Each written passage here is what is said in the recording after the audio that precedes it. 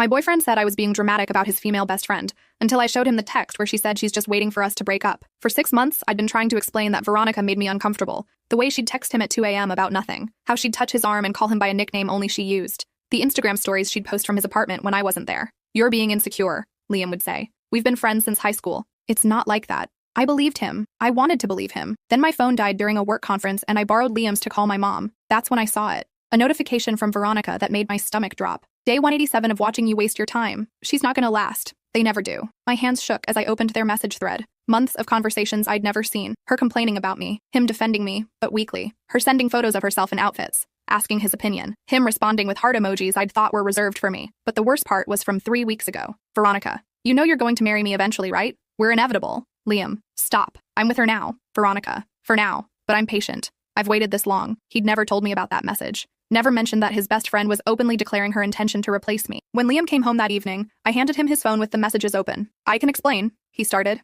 "Explain what?" I asked, surprisingly calm. "That your best friend thinks you two are endgame? That she's counting down the days until we break up?" His face went pale. "It's not like that. She's just going through a breakup. She's emotional." "This is from 6 months ago," I said. "Her breakup was last month." He had no response to that. I spent the next week at my sister's place, thinking Liam would realize how toxic Veronica was. Instead, he sent me paragraphs about how I was overreacting, how I was trying to isolate him from his friends. Then Veronica posted a photo. Her and Liam at the restaurant where we'd had our first date. Caption, "Some traditions are worth keeping." I blocked them both. 2 months later, I was rebuilding. New apartment, new routines, new confidence. I'd started seeing someone casual, nothing serious, just testing the waters again. That's when my sister called. "You need to see this," she said, her voice strange. She sent me a link to a wedding website, Liam and Veronica's wedding website. The date was set for 6 months out. Their love story section claimed they'd been secretly in love for years, but timing was never right until recently. I felt sick. Then I felt angry. Then I felt something else entirely. Because buried in their photo gallery was a picture that made everything click into place. Liam and Veronica at a restaurant, dated 8 months ago. 2 months before Liam and I even started dating. I zoomed in on the background. There was a ring box on the table. My sister's voice pulled me back. "There's more. Check your email. Someone sent you something." In my inbox was a message from an unknown sender. No name, just a subject line. "You deserved to know the truth." Attached were screenshots. Dozens of them. Messages between Liam and Veronica going back 2 years, planning how he'd date other girls to make her jealous, discussing their timeline for getting back together, referring to me and his other ex-girlfriends as placeholders. But the last screenshot was dated yesterday. Veronica to Liam. "I told you the revenge plan would work perfectly." She never suspected we staged that text for her to find. My phone buzzed. A new message from the unknown sender. "We need to talk. I'm ex-girlfriend number 3, and I think they did this to all of us." I stared at the message for a full minute before my fingers started working again. "Who is this?" I typed back. The response came immediately. "Coffee tomorrow? 10 a.m. at Riverside Cafe? I promise I'm not crazy, but we need to compare notes before their wedding happens." My sister was reading over my shoulder. "Don't go alone." "I won't," I said. But something in my chest had shifted from confusion to cold,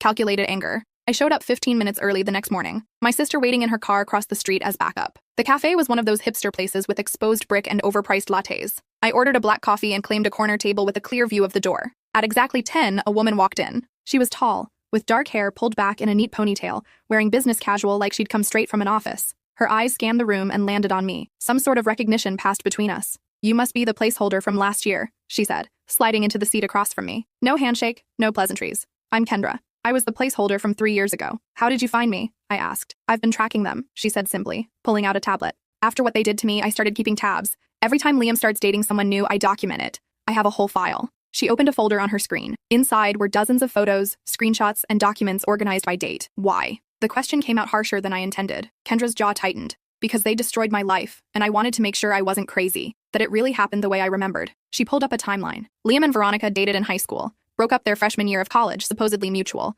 but they never really stopped. They'd date other people, but always keep each other as the backup plan. The best friend thing was a cover. I leaned forward. "So why the games? Why not just be together?" "Because Veronica has abandonment issues from her parents' divorce," Kendra said, "and Liam has a savior complex. They're addicted to the drama of breaking up and getting back together." But somewhere along the way, it turned into a sick competition. She scrolled through messages. They started making bets. Who could date someone longer before the other got jealous enough to sabotage it? Who could make their placeholder fall harder before the inevitable breakup? They keep score. My stomach turned. That's insane. That's not even the worst part. Kendra pulled up a spreadsheet. They document everything. How long each relationship lasts. How devastated each girl is when it ends. They've been doing this for 6 years. "You're number 7. 7? I whispered. "There's me. There's you. There are 5 others in between." She showed me a list of names, dates, and what she called emotional damage scores that Liam and Veronica had assigned to each breakup. I pushed back from the table, feeling sick. "How do you know all this?" Because after Liam dumped me, I broke into Veronica's cloud storage, Kendra said flatly. I'm a cybersecurity analyst. It's what I do. And before you judge me, understand that these two people convinced me I was mentally unstable. They gaslit me so thoroughly I spent 8 months in therapy thinking I was paranoid and possessive. She pulled up another file. Then I found their shared journal. They write about us like we're characters in their personal soap opera. They rate our performances. They critique our reactions to their manipulations. My hands were shaking. Show me. What I read made me want to throw up. Entry after entry, describing in cold detail how they'd planted seeds of doubt, staged conversations for me to overhear, and orchestrated that final text message I'd found. They'd even debated which wording would hurt the most. Why are you telling me this now? I asked. Why not expose them months ago? Kendra's eyes hardened. Because I wanted to wait until they felt safe, until they thought they'd won. They're getting married in 6 months, right? They think all their placeholders are too broken or too embarrassed to cause trouble. She leaned across the table. But I've been collecting evidence for 3 years. And I found 4 of the other women. We've been talking, comparing stories, building a case. A case for what? Fraud, for starters. Do you know how much money we collectively spent on therapy? On moving apartments to get away from them? On replacing items they accidentally damaged? I've calculated over $40,000 in damages across all 7 women. I felt something cold settle in my chest. You want to sue them. I want to destroy them, Kendra corrected, the way they destroyed us. But legally, professionally, socially, I want everyone they know to see exactly what they are. She pulled up a group chat. The others are waiting to meet you. We need all 7 to make this work. Will you help us? I thought about the last 8 months, the sleepless nights, the panic attacks, the way I'd questioned my own instincts and sanity, the way Liam had made me feel like I was the problem. What's the plan? Kendra smiled. And it wasn't a nice smile. We crashed their wedding, but not the way you're thinking. The next meeting happened 3 days later in a private room at a law library. Kendra had rented it under her firm's account. When I walked in, 4 other women were already there. They all looked at me the way I probably looked at them. Recognition mixed with sympathy, mixed with anger. Okay, Kendra said, pulling up a presentation on the room's screen. Let's introduce ourselves properly. I'm Kendra, placeholder 3. I dated Liam for 8 months 2 years ago. A blonde woman with glasses spoke next. I'm Whitney, placeholder 1. I dated him for 6 months, 4 years ago.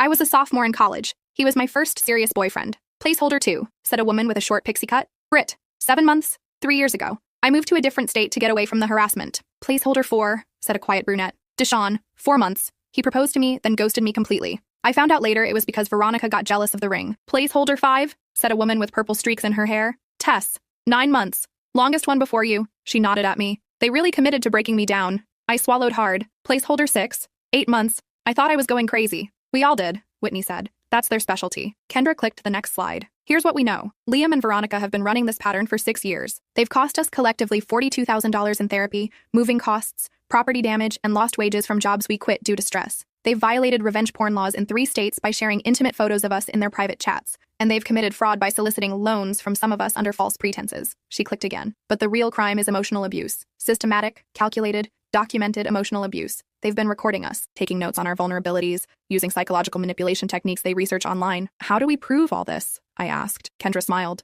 Because they documented everything themselves. Their shared cloud storage has years of evidence. Journals, spreadsheets, videos, photos. They were so confident no one would ever see it that they kept meticulous records. You still have access? Deshaun asked. I do, and I've been downloading everything. Backed up in 3 separate locations. Encrypted, timestamped, verified. Britt leaned forward. So what's the plan? We have multiple objectives, Kendra said. 1, we want financial restitution. 2, we want public exposure so they can't do this to anyone else. 3, we want them to feel a fraction of what we felt. She pulled up a new slide showing a timeline. The wedding is in 5.5 months. Here's what we do. We let them think they won. We don't contact them. We don't leave reviews or make social media posts. We stay completely silent. Why? Tess asked. Because they're watching, Kendra said. Veronica still monitors our social media. Liam has burner accounts that friend our friends. They're waiting for us to act out so they can play the victim. So we go dark. We let them relax. She clicked to the next slide. Meanwhile, we build our case. We compile evidence. We contact a lawyer who specializes in emotional distress lawsuits. We document everything in a format that will hold up in court. And then? I asked.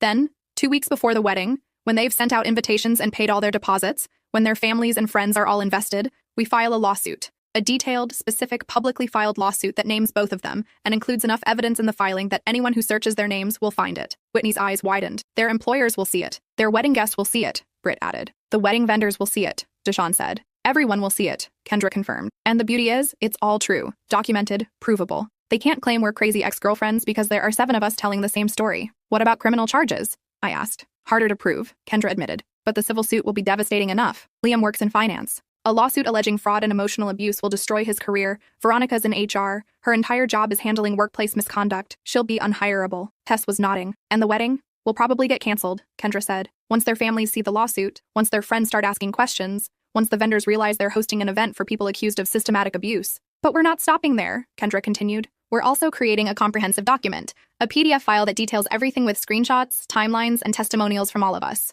We're going to email it to every single wedding guest 2 days before the ceremony. The room went quiet. Is that legal? Whitney asked. Perfectly legal, Kendra said. It's the truth. We have proof. We're not making threats or spreading lies. We're informing people about who they're celebrating. I felt my hands curl into fists. Count me in. One by one, the others agreed. Good, Kendra said. Because we have a lot of work to do, and we need to be smart about this. No emotional outbursts. No drunk texts. No social media posts. We treat this like the legal case it is. She handed out folders. These are your assignments. Whitney, you're documenting financial damages. Britt, you're compiling the timeline. Deshawn, you're organizing the screenshots and messages. Tess, you're handling victim statements. And you, she looked at me, you're going to help me build the psychological profile showing their pattern of behavior. What about placeholder 7? I asked. Kendra's expression darkened. There isn't one. You were the last. After you, Liam and Veronica decided they'd proven their point and set their wedding date. You were the final game before they settled down. Lucky me, I said bitterly. Actually, yes, Kendra said. Because you're the one who can testify to their current state of mind. You can confirm they're still together, still planning the wedding, still acting like nothing happened. Your testimony is crucial. She stood up.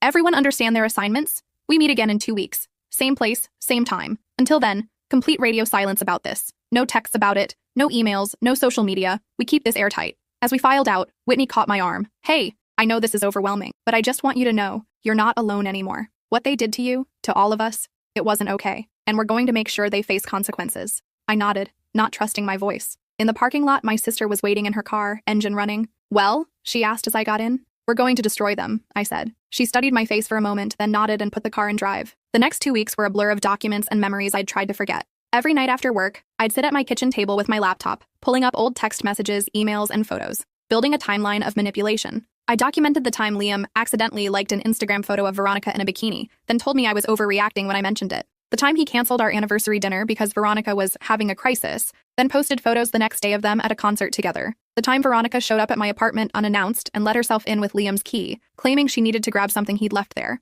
Every gaslighting conversation. Every time he'd made me feel jealous and possessive for having completely reasonable boundaries. Every time he defended Veronica while making me feel like the problem. I pulled bank statements showing the money I'd lent him for emergencies that he never repaid. I found emails where he'd promised to pay me back, then later claimed he didn't remember borrowing anything. I screenshot the dating app where we'd met, where his profile claimed he was looking for something serious and tired of games. The more I documented, the angrier I got. Not the hot, explosive anger of betrayal, but cold, calculated fury that sharpened my focus. I started sleeping better. Having a purpose, a plan, was therapeutic in a way months of actual therapy hadn't been. My sister noticed. You seem different, she said one night over takeout. I feel different, I admitted. I spent so long thinking something was wrong with me, wondering if I was too jealous, too insecure, too demanding. Now I know it was all part of their game, and that clarity is powerful. Just don't let revenge consume you, she warned. It's not revenge, I said. It's justice. There's a difference. The second meeting came quickly. All 7 of us reconvened in the law library, folders thick with evidence. Kendra started the meeting by pulling up a video on the screen. Before we share our findings, I want you all to see something. I hacked into the camera system at Veronica's apartment last week. My stomach dropped. Is that legal? Questionable,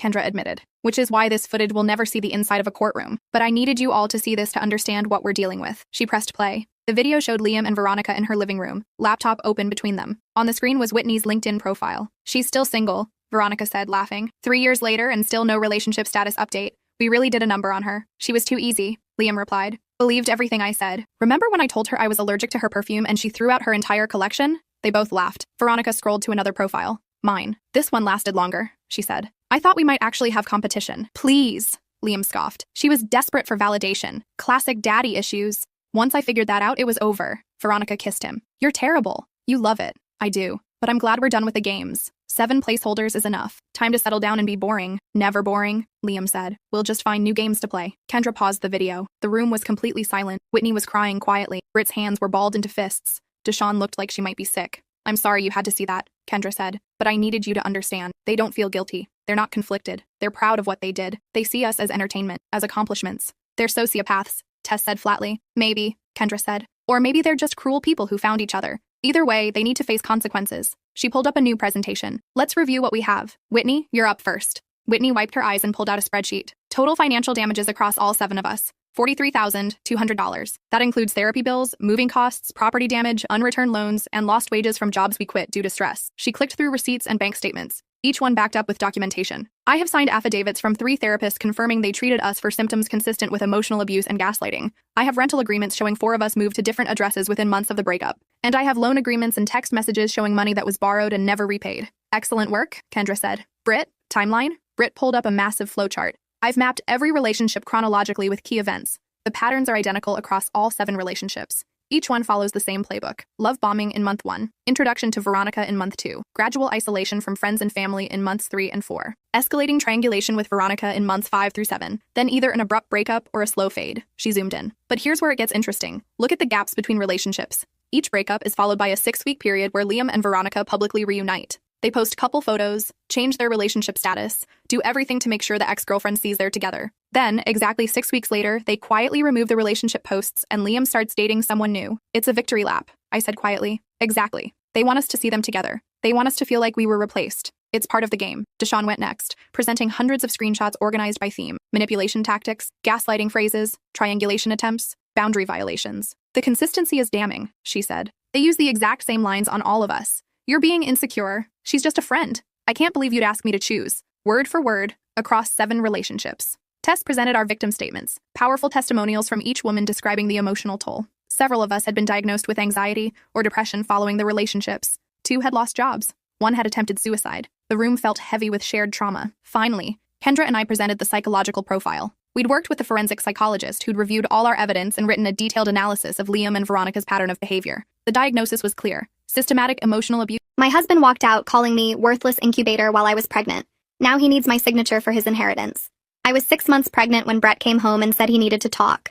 Not about baby names or the nursery we'd been planning. He'd met someone at his CrossFit gym. Said she made him feel alive again and that I'd let myself go. I was literally growing his child and he said I'd gotten lazy and boring. Called me a worthless incubator who trapped him with a baby. Then he packed his stuff and left. Just like that. 5 years of marriage gone because some 22-year-old at the gym told him he deserved better. He blocked my number before he even pulled out of the driveway. His mom called the next day, asking what I did to make him leave. Not checking if I was okay, just assuming I'd done something wrong. When I told her he left me for another woman, she said maybe I should have tried harder to keep his interest. His whole family unfriended me online that same week. I had to handle everything alone. Every doctor appointment, every birthing class, every middle of the night panic about being a single mom. Brett never asked about the baby, never sent money, nothing. I paid for everything myself while working until the day I went into labor. When our daughter Haley was born, I texted him from one of my friend's phones. He responded, saying he wasn't ready to be tied down and I should handle it. That's it. No questions about her health, her name, nothing. My brother had to drive me home from the hospital because Brett was too busy with his new life. For 2 years, I raised Haley alone. He never paid child support because he'd quit his corporate job to become a personal trainer at his girlfriend's daddy's gym. Cash only, no official income to report. I worked from home doing data entry while taking care of a baby. Brett was living in his girlfriend's condo, posting gym selfies and vacation photos. Never once asked about Haley. His family acted like she didn't exist. Then his girlfriend's dad sold the gym and fired him. She dumped him the same week and suddenly Brett remembered he had a family. He showed up at my door at 10 p.m. on a Tuesday with a duffel bag. Said he was ready to come home and be a father now. Like he'd been away on a business trip or something. I laughed and tried to close the door, but he pushed his way in. Started talking about how we could make it work, how he'd grown as a person, how he missed what we had.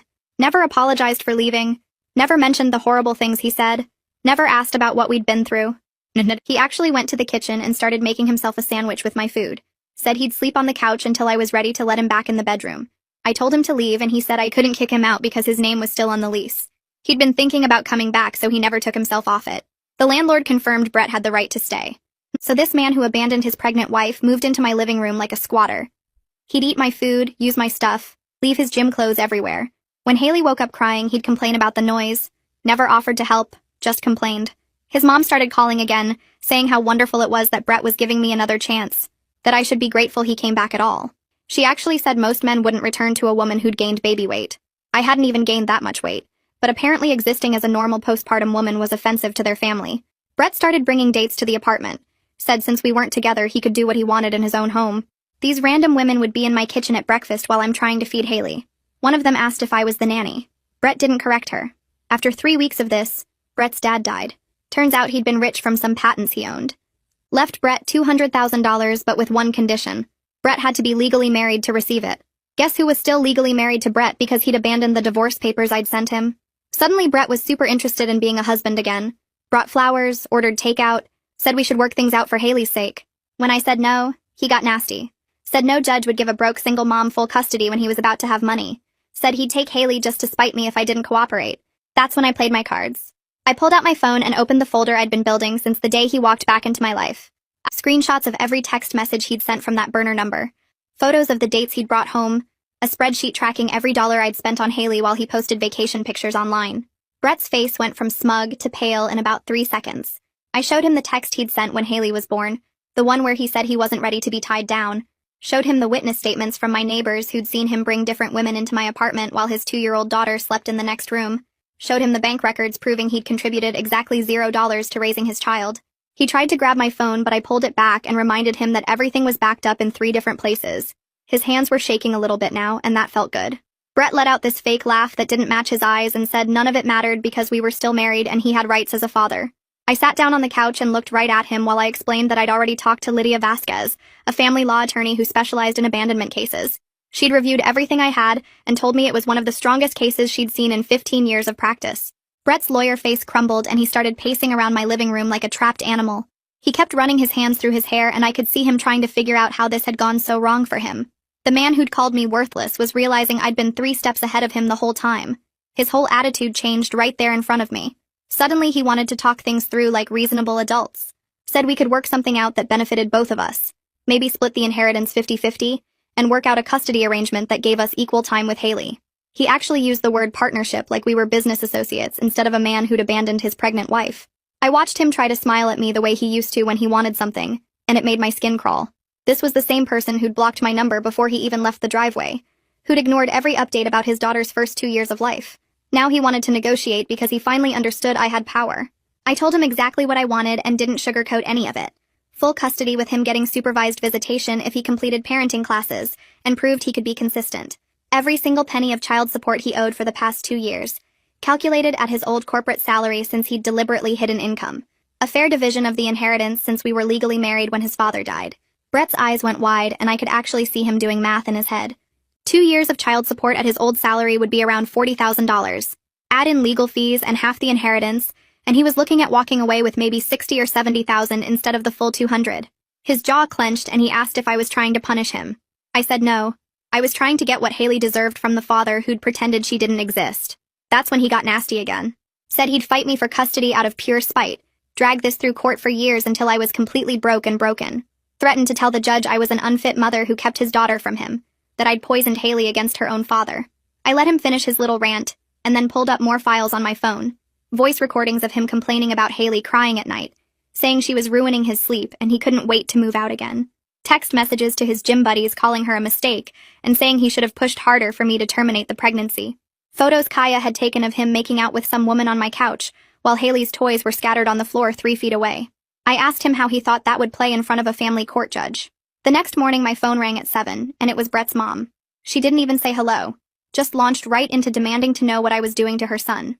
Said I was being vindictive and cruel, trying to keep Brett from his rightful inheritance over some petty grudge. Asked how I could be so heartless when Brett's father had just died and he was grieving. I switched the phone to speaker and kept making Haley's breakfast while she talked. She went on about how Brett had made mistakes, but he was trying to make things right, and I was punishing him for being human. Never once asked about Haley, or acknowledged that her son had abandoned his pregnant wife and infant daughter. Just wanted to know why I was making things difficult for poor Brett. I waited until she ran out of steam, and then spoke in the calmest voice I could manage. Told her that Brett had walked out when I was 6 months pregnant and called me a worthless incubator. That he'd blocked my number and refused to help with anything related to Haley for 2 solid years. That he'd never sent money, never asked about doctor appointments or milestones, never even asked what we named his daughter. That he'd only come back when he needed my signature for money, and had been bringing dates into my home while his toddler daughter was here. She went completely silent on the other end. Then she said in this cold voice that I must have done something to deserve it. That good men didn't just leave for no reason. Said maybe if I'd been a better wife, Brett wouldn't have needed to find happiness elsewhere. Then she hung up on me before I could respond. Kaya showed up that afternoon with 2 bags of groceries and a determined look on her face. She'd been my neighbor since before Haley was born and had watched the whole situation unfold. Put the groceries away while I got Haley settled with her blocks, and then sat down at my kitchen table with a notebook. Said she'd been keeping detailed notes every time Brett brought a woman home, including dates and times and descriptions. Had written down every complaint he'd made about Haley crying or needing things, every time he'd eaten my food, or used my stuff without asking. She'd even taken photos of his dates' cars in the parking lot as proof of the timeline. Told me she'd testify in court if I needed her to, that she was sick of watching him treat me and Haley like we were nothing. I hugged her and tried not to cry because having someone actually believe me and support me felt overwhelming after years of doing everything alone. At Lydia's office, I spread everything out on her conference table. 2 years worth of documentation showing exactly what kind of father Brett had been. The text from when Haley was born where he said I should handle it. Screenshots of his social media posts from expensive vacations while I was buying diapers with spare change. Witness statements from Kaya and my brother and the neighbors who'd seen him abandon us. Bank records proving 0 child support payments despite him working and earning money. Lydia went through it all methodically, making notes and organizing things into folders. When she finished, she looked up at me and said, this was one of the strongest abandonment cases she'd ever seen. Said Brett's own words admitting he wasn't ready to be a father would destroy any custody claim he tried to make. She explained that Brett's threats were completely empty. No judge would give significant custody to a father who'd voluntarily abandoned his child for 2 years and only returned when he needed something. His credibility was shot before he even walked into a courtroom. The documentation I had would prove a pattern of neglect and self-interest that made him look terrible. Add in the witnesses willing to testify about him bringing dates around Haley and complaining about basic parenting responsibilities, and he had no case at all. Lydia said we could push for full legal and physical custody, with him getting only supervised visitation, and we'd probably win without much fight. Said the child support claim was solid too, since he'd been working and deliberately hiding income. Brett had backed himself into a corner, and the only way out was going to cost him a lot of money. I left Lydia's office with a folder full of paperwork and a plan that felt solid for the first time in years. She'd laid out everything in terms even someone as exhausted as me could understand. Full custody wasn't just possible, it was likely. Back child support wasn't just fair, it was enforceable. And half the inheritance wasn't greedy. It was my legal right as his wife. Brett had trapped himself by staying married to me, and now that trap was going to cost him everything he thought he'd won. The drive home felt different. I wasn't scared anymore. I wasn't second-guessing myself or wondering if I was being too harsh. Brett had made his choices, and now I was making mine. Haley was asleep in her car seat, her little hand clutching the stuffed rabbit she took everywhere. She deserved better than a father who only showed up when he needed something. She deserved stability and security and a parent who put her first. I was going to make sure she got that, no matter what Brett tried to pull. When I unlocked the apartment door, Brett was sprawled across my couch with his feet on my coffee table, eating chips straight from the bag and watching some action movie at full volume. He didn't even look up when I came in, just kept shoving chips in his mouth like he owned the place. I set Haley's carrier down gently in the corner and pulled the divorce papers from my bag. My hands weren't shaking. I walked over and stood between him and the TV until he had no choice but to acknowledge me. He looked annoyed at first, like I was interrupting something important. Then I held out the papers and his expression changed. He took them from me without saying anything and started reading. I watched his face go from confused to shocked to angry in about 30 seconds. His jaw clenched. His neck turned red. He flipped through the pages faster and faster, and I could see the exact moment he understood what he was looking at. Full custody.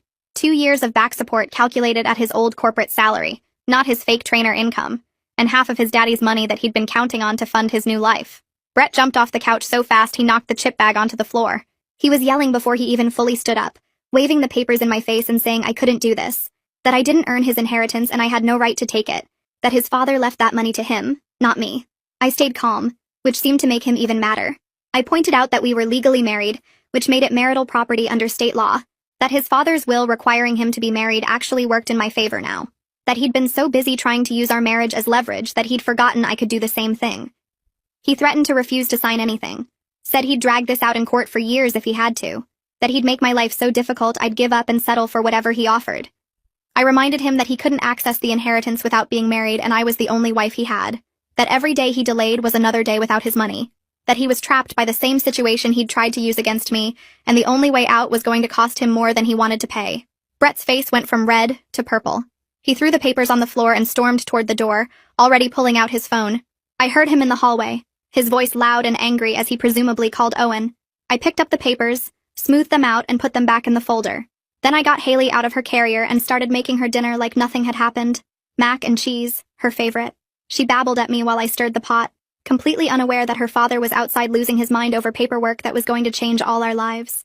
After dinner, I gave Haley her bath, let her play with her bath toys until the water got cold, then got her into pajamas and read her 3 books before bed. The whole time I felt calmer than I had in weeks. I had a real plan now. Documentation that proved everything.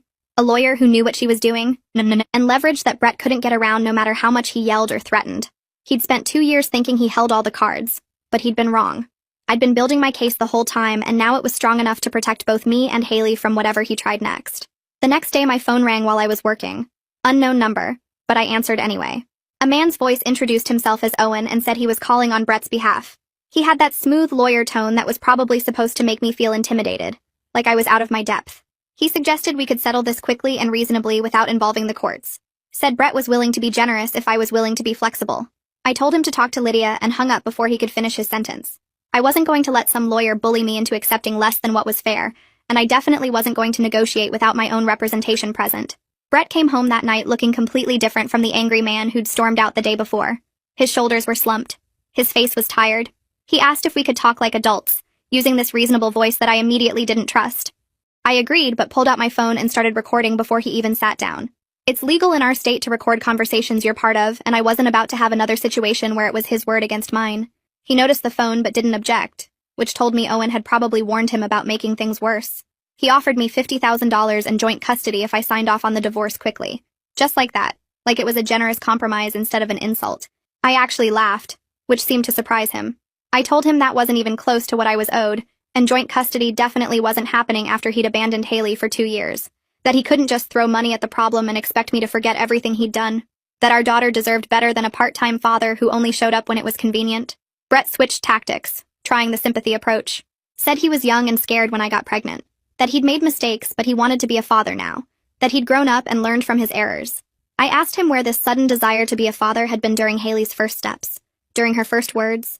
During every middle-of-the-night fever and every doctor visit and every milestone he'd missed because he was too busy posting gym selfies with his girlfriend. He didn't have an answer for that. He admitted he messed up, but said I was being cruel by keeping him from his daughter. That Haley needed her father and I was using her as a weapon to punish him. I told him he'd kept himself away by his own choices. That he'd had 2 years to reach out, to ask about her, to send even a single dollar to help support her. That he'd chosen his girlfriend and his new life over his family, and now he had to face the consequences of abandoning us when we needed him most. That this wasn't about punishment, it was about protection. Protecting Haley from someone who'd already proven he'd walk away the second things got hard. That this wasn't about revenge or being mean. That this was about making sure Haley had a stable life with a parent who wouldn't disappear the second things got hard again. Brett stood up and left without another word. I heard the front door close and felt relief wash over me. For the first time since he'd shown up, I had real hope that this nightmare might actually end. Brett showed up the next morning with roses and a bag from the bakery down the street. He set them on the kitchen counter while I was feeding Haley breakfast. She looked at him like he was a stranger, which he was. He tried to smile at her, but it came out weird and forced. I told him the flowers and pastries weren't going to change anything. He said he knew that, but wanted to show he was trying. I reminded him that trying meant actions over time, not grand gestures when he wanted something. He nodded and asked if he could stay for breakfast. I said no. Haley needed routine and stability, not some random man showing up and confusing her. He looked hurt, but left without arguing. That afternoon, he texted asking if he could take us to dinner. I didn't respond. My roommate calls my boyfriend our boyfriend. My roommate Cass has been calling my boyfriend Will our boyfriend for 2 months now. At first, I thought it was a joke. Now I'm genuinely scared. Will and I have been dating 6 months. He goes to university 2 hours away but visits every 3 weeks, staying 4 or 5 days. My roommates were fine with it initially. He helps with chores, cooks for everyone, fixes things around the apartment. He's perfect. Then Cass got dumped in September. That's when everything changed. It started small. When Will cooked dinner for me, making extra for roommates out of politeness, Cass would linger in the kitchen. He's so sweet. My ex could never. You're so lucky. She'd stare at him expectantly, like she wanted him to offer something more. When he'd fix something, installing hooks, moving furniture, she'd watch and comment on his muscles. So strong. I need a man like that. Will would get uncomfortable and escape to my room. Then came the our boyfriend comments, first as jokes. Will would bring me coffee and Cass would say, our boyfriend is so thoughtful. Will would help with groceries. Look at our boyfriend being helpful. It's not funny, I told her once. Relax, it's just a joke. We're basically sisters, so we share everything, right? No, we're roommates. We share a refrigerator, not boyfriends. The behavior escalated. She started following us. We use a location sharing app for safety, and whenever Will and I went out, Cass would text immediately. Where are you guys? Can I join? If we didn't respond, she'd just show up. Movies, restaurants, even once on a romantic walk in the park, there was Cass, acting like she'd randomly bumped into us. We started locking my bedroom door because she'd walk in without knocking. Just wanted to say hi to our boyfriend. She'd chirp if we forgot. After midterms, the roommates had a small party. I got drunk and called Will. Cass ripped my phone away. She's much stronger than me, and started talking to him about her sex life. Make sure you hit it deep, she told him. laughing when he went silent. What? Can't handle girl talk about our boyfriend? Will started visiting less. When he did come, he'd barely leave my room. Cass would wait outside my door. I'd hear her breathing sometimes. Last week was the breaking point. Will surprised me for our 6-month anniversary, arriving while I was in class. My roommate Jess texted me. Your boyfriend's here, but something weird is happening. I rushed home to find Cass in my bedroom, wearing my lingerie, sitting on my bed with Will backed against the wall looking terrified. What the hell? Cass stood up slowly, my red lace set looking wrong on her body. I was just showing our boyfriend what he's missing when you're not around. Get out, get out! She smiled. It's my apartment too, and he didn't seem to mind. Did you, Will? I told you to leave me alone, Will said, voice shaking. I was waiting for Kristen and you just came in wearing that. You didn't lock the door. That's basically an invitation. I called our landlord that night, but Cass is on the lease. I can't force her out. I went to campus security, but they said without physical threats, it's a roommate disagreement. 2 days ago, Will told me he couldn't visit anymore. I'm sorry, but she scares me. Last time she had your underwear on. What's next? I understood, but it hurt. Cass was destroying my relationship. Yesterday, I came home to find Cass in my room again, on my laptop. She'd found photos of Will and me, intimate ones we'd taken together. Nothing explicit, but private, personal. Get away from my computer. Our boyfriend looks good in these. I made copies for myself. Hope you don't mind. That's illegal. I'm calling the police. With what proof? They're on my phone now. Could have gotten them anywhere. Maybe Will sent them to me directly. Maybe we have our own thing going. He would never... Who would people believe? The crazy, jealous girlfriend? Or the roommate who just happened to receive some photos? That's when I noticed something else on my laptop screen. My email, open to a draft I didn't write, addressed to Will, breaking up with him, saying horrible things. Cass had written it pretending to be me. Don't worry, I didn't send it. Yet. But I could. I know your password. You really should change it from your birthday. I changed all my passwords that night, put a lock on my bedroom door that only I had the key to. But when I woke up this morning, there was a note under my door. Locks won't stop me from our boyfriend. Check your phone. There was a text sent from my number to Will at 3 a.m. We need to talk. Coming to your place tomorrow. We have something to tell you. K and C, I never sent that text. I was asleep. My phone was next to me all night. Will texted back. Who is C? Why is she coming? Kristen, what's going on? I tried calling him, but he won't answer.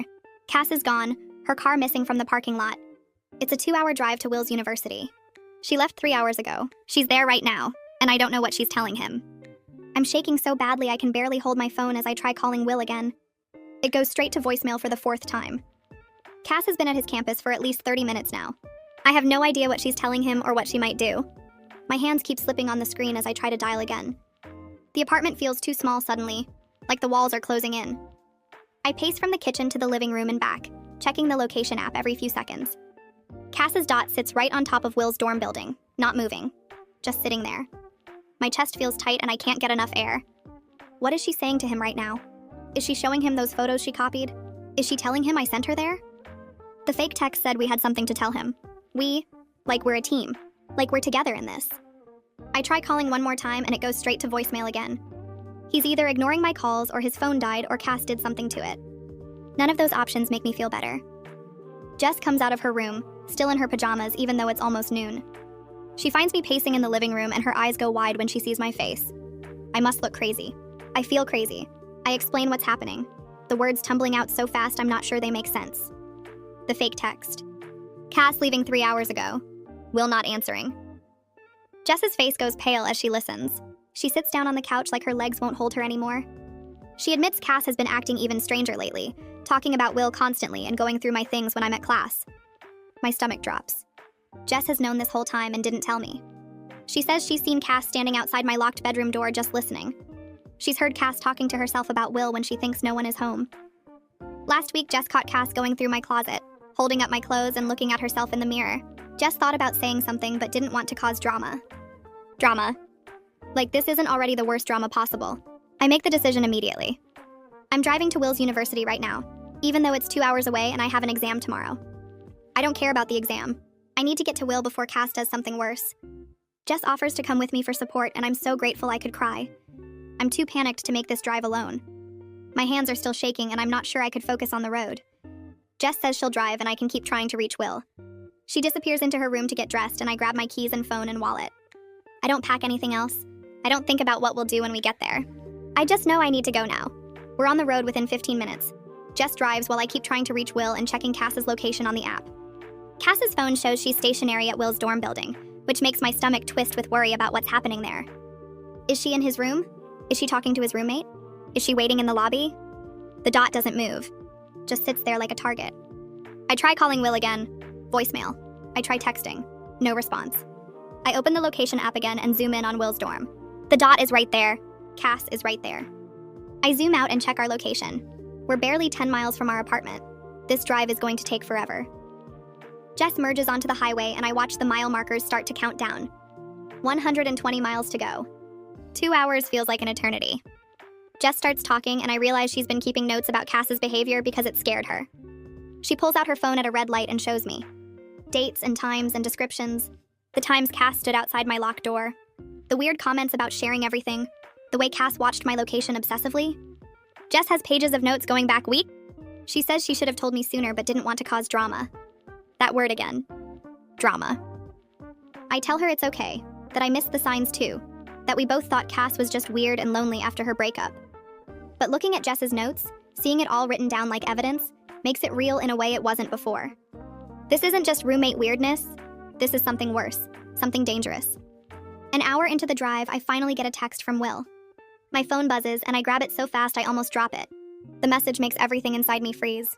Your roommate is here and she's telling my RA that you sent her to check on me because you're worried about my mental health. This is insane. Where are you? I read it 3 times. Cass is telling people I sent her. She's using that fake text as proof. She's making herself look like the concerned friend and making me look like the worried girlfriend. Or worse, like the controlling girlfriend who sends people to check up on her boyfriend. My hands shake as I type back. I text immediately explaining that Cass sent that message from my phone without permission, and I'm on my way there now. I tell him about waking up to find the text already sent, about Cass leaving 3 hours ago, about how I've been trying to call him. I send the text and watch the screen. 3 dots appear. Will is typing. Then they disappear. Then they appear again. Finally, his response comes through. Cass is acting very calm and reasonable, which is somehow more scary than if she were obviously unstable. That makes my blood run cold. Of course Cass is acting calm. She's good at that. She was calm when she wore my underwear. She was calm when she copied my photos. She's always calm when she does the most messed up things. That's what makes her so frightening. Jess suggests we stop at a gas station to document everything on my phone. Screenshots of Cass's location history, the fake text she sent, the timeline of behavior that's been getting worse. She says we need evidence in case this becomes a legal issue. Legal issue. I hadn't even thought about that. But Jess is right. We pull off at the next exit and park at a gas station. I start taking screenshots while Jess goes inside to get us coffee. I screenshot Cass's location from this morning showing her at Will's campus.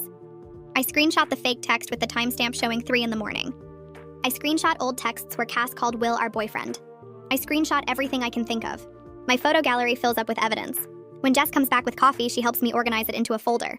We label it with today's date, just in case. We arrive at Will's campus just as the sun is setting. The sky is orange and pink and pretty, but I barely notice.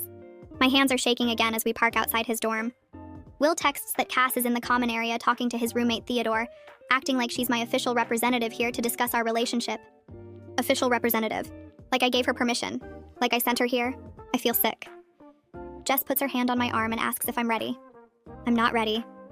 But we get out of the car anyway. I walk into the dorm with Jess right behind me. The common area is to the left through glass doors. I spot Cass immediately sitting on a couch with a guy who must be Theodore.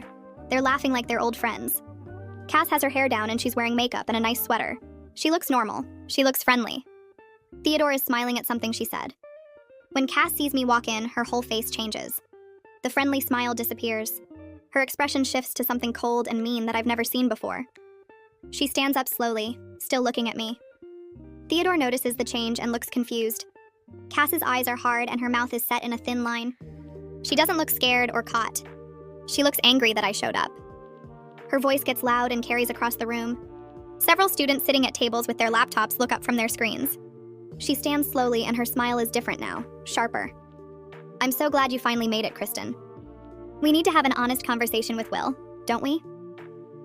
The way she says we makes it sound like we're a team, like we planned this together. More heads turn.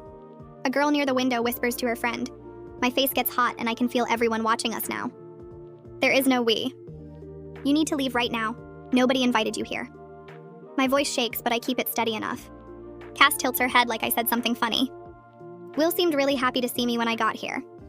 We had a great talk about all the problems you've been having. He understands now. She looks at Will when she says it. Will's face goes red and he steps back from her. He looks uncomfortable, almost sick. Theodore glances between them, looking confused. Will moves forward and stands next to me. I asked you to leave about 6 times, Cass. You kept saying you were worried about Kristen and needed to make sure she was okay. You wouldn't go. His voice is firm, but I can hear the strain in it. Theodore nods and crosses his arms. She showed up maybe an hour ago. I thought she was your friend at first because she acted normal, but every time we asked her to leave, she changed the subject or said she needed 5 more minutes. Theodore's friendly smile from earlier is completely gone now. He's looking at Cass differently, more carefully. Jess pulls her phone out and holds it up so Theodore can see the screen. She swipes through screenshots while she talks. Cass has been following them for months. She uses their location app to show up wherever they go. She goes into Kristen's room without permission. She sent a fake text from Kristen's phone at 3 in the morning. Jess keeps swiping and shows him more. Photos of the weird texts. The timeline of Cass showing up at restaurants and movies. Theodore's eyes get wider as he scrolls through the evidence. His whole body language shifts. He steps away from Cass slightly and looks at her like he's seeing someone completely different. Cass's calm face cracks. Her jaw gets tight and her eyes narrow. Everyone is making this into such a huge deal. I just wanted Will to know how much Kristen complains about him when he's not around. She's always saying she wishes he went to the school here instead of 2 hours away. She thinks you're clingy. She looks right at Will when she says it. She actually sent me here to break up with you because she's too scared to do it herself. Her voice gets louder and sharper with each word. Will's face goes pale. I grab my phone and pull up my email. My hands are shaking so much it takes me 3 tries to find the right folder. I turn the screen toward Will. Look at this. Cass wrote this on my laptop pretending to be me. I never wrote any of this. The draft email is still there with all those horrible things about Will, things I would never say. Will takes my phone and reads it. His expression changes from hurt to confused to angry in about 10 seconds. He looks up at Cass. You wrote this? You actually sat at her computer and wrote a fake breakup email? His voice is different now, harder. Theodore reads over his shoulder and his mouth drops open. Someone must have called the residential advisor because she comes through the glass doors looking serious. She's a tall woman with dark hair pulled back and she's wearing a staff badge. What's going on here? I got a report of a disturbance. I start to explain, but my words come out jumbled. Jess jumps in and shows the RA her phone with all the screenshots. Will shows her the fake email. Theodore confirms that Cass refused to leave when asked multiple times. The RA's face gets stern as she listens. She turns to Cass. You need to leave this building immediately. You're not a student here and you're clearly unwelcome. Cass crosses her arms. I have every right to visit a friend's campus. This is a public university. Her voice gets louder. You can't make me leave for having a conversation. The RA pulls out her radio. Campus security shows up fast, 2 officers in uniform. The RA explains the situation while showing them Jess's phone. One officer asks Cass to come with them outside. Cass's face turns red and she starts yelling. This is insane! Kristen is turning everyone against me because she can't handle that Will likes me better. People in the common area are definitely staring now, some filming on their phones. You're all going to regret this! Every single one of you! She points at me as the security guard guides her toward the door. She jerks her arm away from him but walks toward the exit. You ruined everything, Kristen. Everything. Her voice echoes through the common area as she pushes through the glass doors. We all follow outside and watch her storm across the parking lot to her car. The security guard follows at a distance to make sure she actually leaves. She gets in her car and slams the door so hard I can hear it from where we're standing. Her tires squeal when she pulls out. The security guard comes back and takes statements from all of us. He writes everything down in a small notebook. Will's hands shake while he talks. He describes how Cass showed up acting concerned and friendly, asking about his classes and his roommates. Then she started mentioning things she shouldn't know. His work schedule at the campus library, the name of his biology professor, what time he usually goes to the gym. She knew my whole routine, things Kristen never told her because we barely talk about that stuff. She must have been reading our messages. His voice breaks a little. The security guard writes faster. We finally go back inside and up to Will's room. Theodore says he's going to give us privacy and heads to the library. Will sits on his bed and puts his head in his hands. My girlfriend said, we need a break to see if we miss each other. I replied, I understand. What she didn't know was that I'd been planning to propose next week. The ring was already hidden in my sock drawer, a vintage emerald cut that cost me 3 months' salary. I talked to her dad over beers at his favorite sports bar, booked our anniversary restaurant for Valentine's Day, even practiced the speech in my car during lunch breaks like a complete idiot. But when Lisa sat me down that Tuesday night, her face all serious and uncomfortable, talking about needing space to grow as individuals and finding ourselves, I just nodded calmly. Take all the time you need, I said, watching her fidget nervously with that silver bracelet I'd bought her last Christmas. She looked genuinely confused by how calm I was staying. Probably expected me to beg, cry, make some desperate emotional speech about our 4 years together and all our future plans. Instead, I helped her pack her overnight bag, even folded her clothes neatly. The whole time she kept glancing at me like she was waiting for me to break down. The next morning, first thing, I walked straight into the jewelry store downtown and returned the ring. $2,000 back in my account, just like that. The jeweler looked sympathetic but didn't ask questions. Then I did something completely insane. I bought a one-way ticket to Tokyo, leaving in 10 days. I'd always dreamed of teaching English in Japan since college, but Lisa absolutely hated the idea whenever I brought it up. Called it running away from real adult responsibility and said I was being childish and unrealistic. She had our whole life mapped out. House in the suburbs, 2 kids, white picket fence, the works. 2 weeks later, I was standing in Shibuya crossing with 1 suitcase and absolutely terrible Japanese. Found a tiny teaching job at a conversation school in Akihabara. Rented a shoebox apartment with paper-thin walls. Started learning the language from complete scratch using phone apps and YouTube videos. For the first time in years, life felt electric and unpredictable. Every single day was an adventure. Meanwhile, my buddy Jake kept me updated on Lisa's journey of self-discovery through social media. She was posting thirst traps daily on Instagram, hitting different trendy bars every weekend with her girlfriends, clearly living her absolute best single life. According to Jake, she kept casually asking mutual friends if I was doing okay and seemed genuinely shocked that I'd actually left the country for real. Month 3, my Japanese was finally good enough to have actual real conversations beyond ordering food. That's when I met Yuki at a language exchange meetup in a tiny cafe tucked away in Harajuku. She was studying international business at Waseda University, spoke absolutely perfect English, and had this incredibly infectious laugh that made my chest feel tight. We started meeting twice a week to practice languages, but really we were just falling head over heels for each other. One random Thursday morning while Yuki and I were sharing convenience store coffee and those weird fluffy pancakes, my phone absolutely exploded with notification after notification. I made a huge mistake. I miss us so much it hurts. This break was the stupidest idea ever. Can you please come home? I need you back in my life. Then another message. I saw Jake post about Japan on his story. Are you seriously teaching little kids now? This whole thing is ridiculous. And another. Answer me right now. We need to talk about this properly. You can't just ignore me forever. I screenshot all the messages and showed them to Yuki, who read through them carefully with raised eyebrows, then burst out laughing so hard she nearly spit out her coffee. Tell her you found someone who doesn't need breaks to figure out what she wants, she said in perfect English, playfully stealing a bite of my pancake with her chopsticks. So I sent back exactly that. I found someone who doesn't need breaks to know what she wants. Hope you eventually find what you're looking for. Lisa's response came back within literally 2 minutes. Japan was always a completely stupid idea anyway. You're throwing your entire life away for some ridiculous fantasy that won't last. I showed Yuki the bitter message. She just smiled sweetly and said, should we tell her about our engagement party next month? We both started laughing so hard, the convenience store clerk started giving us really weird looks. Definitely the best break of my entire life.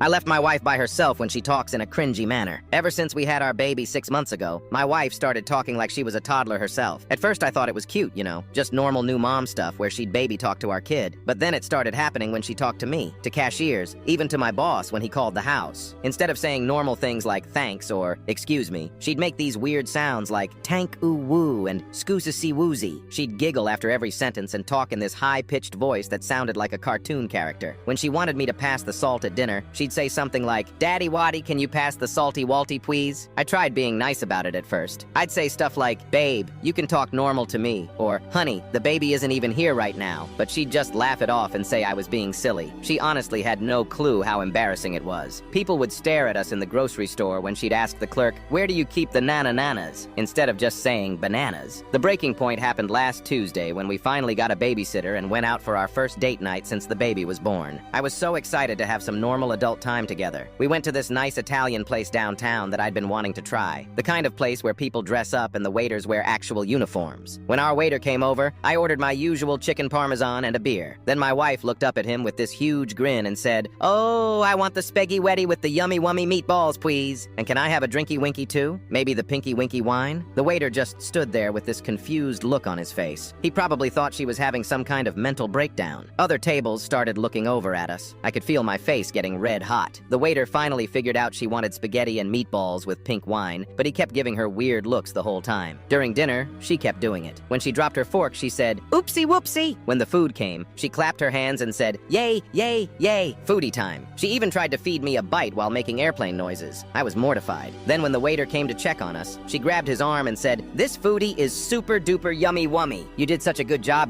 The poor guy looked like he wanted to call security or something. I saw him talking to the hostess and pointing at our table. That's That's when I snapped. I put my napkin down, looked at her and said, "I'm taking a break from this. I don't need to babysit 2 kids tonight." Then I just got up and walked out of the restaurant. I sat in my car for like 20 minutes trying to calm down. Part of me felt bad for leaving her there, but I was so embarrassed I couldn't even think straight. When I finally went back inside to get her, she was sitting at the table crying. The waiter had brought her the check and she was trying to figure out how to pay with her debit card. On the drive home, she kept asking me why I left and saying she didn't understand what she did wrong. I tried explaining how embarrassing it was when she talked like a baby to strangers, but she got defensive and said she was just being fun and playful. She said I was being mean and that all new moms talk to their babies this way. I told her there's a difference between talking to the baby like that and talking to grown adults like that. She cried the rest of the way home and hasn't really talked to me much since then.